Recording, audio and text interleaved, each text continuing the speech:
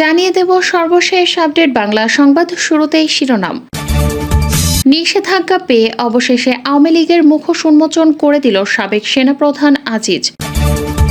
সবশেষে দেখবেন বেনজিরকে পালানোর সুযোগ করে দিয়েছে হাসিনা সরকার। প্রধানমন্ত্রীর সাথে বেনজিরের ফোনালাপ ফাঁস। এতক্ষণ শুনছিলেন সংবাদ শিরোনাম, এখন থাকছে বিস্তারিত। ভারতের বাংলাদেশের সংসদ সদস্য আনোয়ারুল আজিম আনার হত্যাকাণ্ডের পরপরই সামনে এসেছে অপরাধ জগতের সঙ্গে তার সম্পৃক্ততার প্রসঙ্গ। অন্যদিকে সেনাবাহিনীর সাবেক প্রধানের ওপর মার্কিন নিষেধাজ্ঞা এবং সাবেক পুলিশ প্রধান বেনজির আহমেদের বিপুল পরিমাণ সম্পদ অর্জনের বিষয়টি নিয়ে দুদকের তৎপরতার ঘটনায় চলছে তোলপাড়।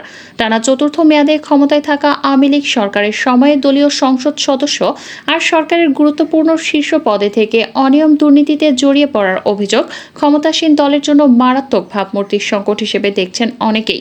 কারণ যাদের বিরুদ্ধে এখন অভিযোগ উঠেছে তাদের প্রত্যেকেই যার যার জায়গায় বাংলাদেশের ক্ষমতা কাঠামোর প্রভাবশালী পদে অবস্থান করেছেন। ঝিনাইদহ 4 আসনের সংসদ সদস্য খুন হওয়ার পর তার ব্যাপারে চোরাচালানের সাথে সম্পৃক্ততার যে অভিযোগ আসছে তা ছিল স্থানীয় মানুষের কাছে ওপেন সিক্রেট।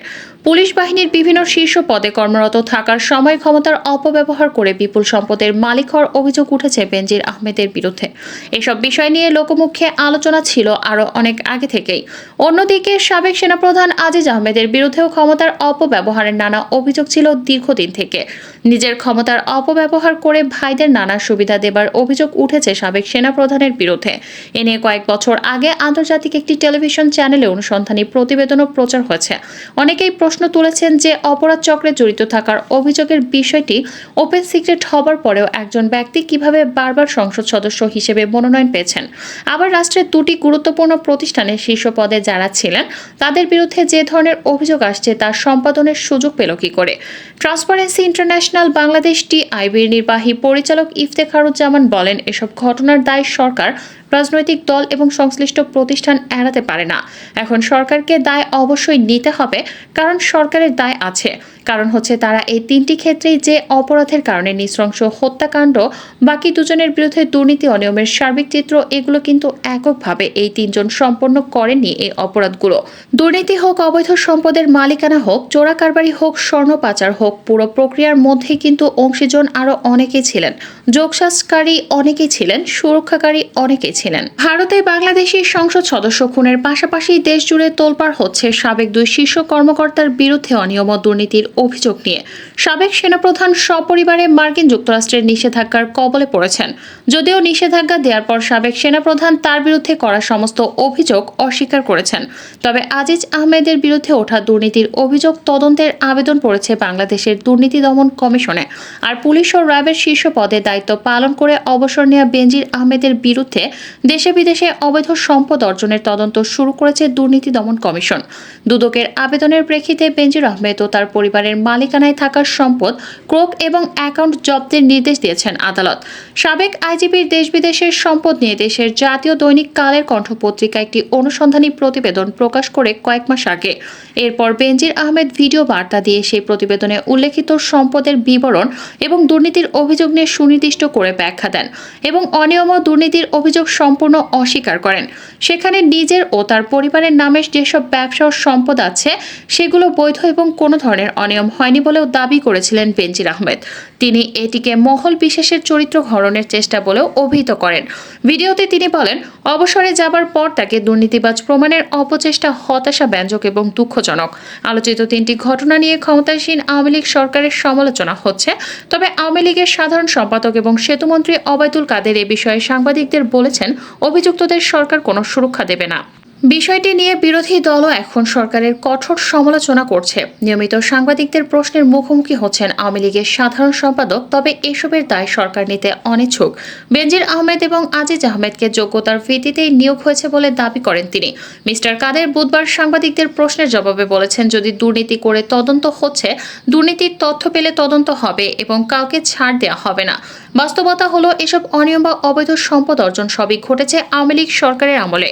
সরকারের শীর্ষ পদে থেকে বড় কর্মকর্তারা কিভাবে এত সম্পদের মালিক হয় বা অনিয়মের সুযোগ পায় এ প্রশ্নে তুলে অনেকেই বলেছেন এটি সরকার ও দলের জন্য ভাবমূর্তির সংকটের কারণ হতে পারে।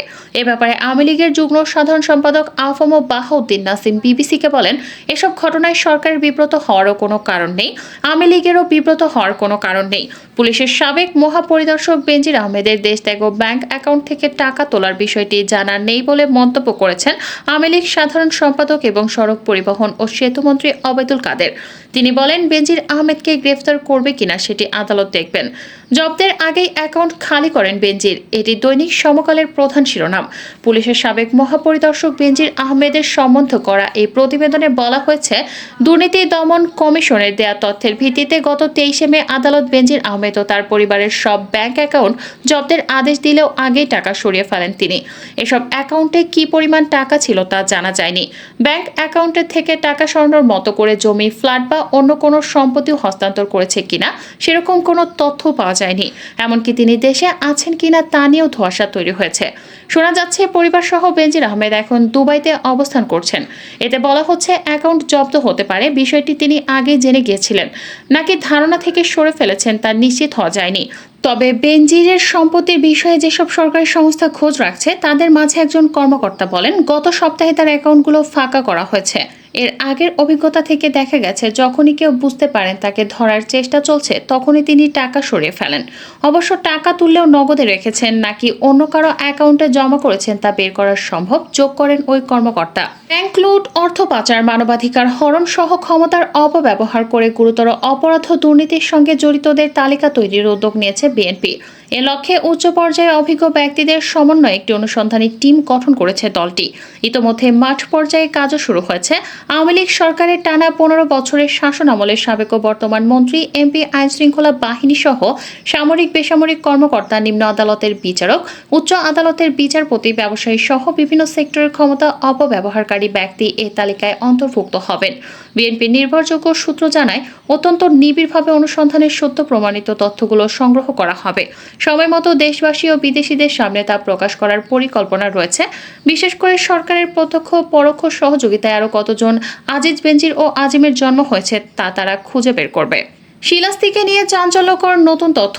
কলকাতায় নিউ টাউনের সঞ্জিতা গার্ডেনের একটি ফ্ল্যাটে খুন হন ঝিনাইদহ 4 আসনের সংসদ সদস্য আনারুল আজিম আনার। হত্যাকাণ্ডে গ্রেপ্তার 3 আসামিকে আবারও রিমান্ডে নিয়ে চলছে জিজ্ঞাসাবাদ। এরই মধ্যে ধীরে ধীরে সামনে আসছে চাঞ্চল্যকর সব লোমহর্ষক তথ্য। জানা যায়, হত্যার পরিকল্পনার অংশ হিসেবে এমপি আনারকে রিসিভের দায়িত্ব ছিল শিলাস্তি রহমানের। এমপি আনারকে হত্যা করার আগে কলকাতার সেই ফ্ল্যাটে ওঠেন শিলাস্তি রহমান। হত্যা করার সময় ফ্ল্যাটে ছিলেন শিলাস্তি। তার দায়িত্ব ছিল এমপি আনারকে রিসিভ করা।